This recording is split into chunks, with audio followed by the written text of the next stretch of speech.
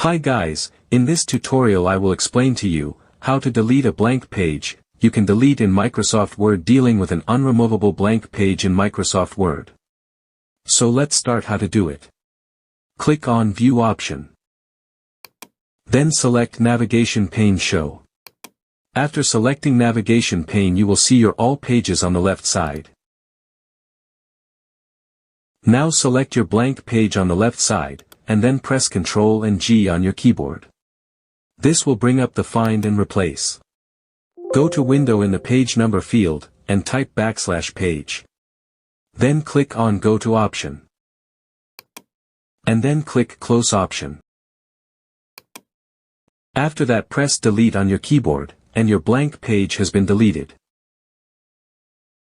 Similarly, you will delete your other blank pages. Now select your blank page on the left side, and then press Ctrl and G on your keyboard. Go to Window in the Page Number field, and type \page.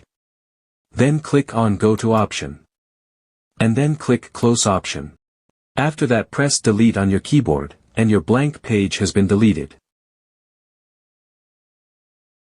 Another way you can delete your blank page. Select your blank page, and then press on backspace on your keyboard, and that will remove the blank page. Thanks for watching.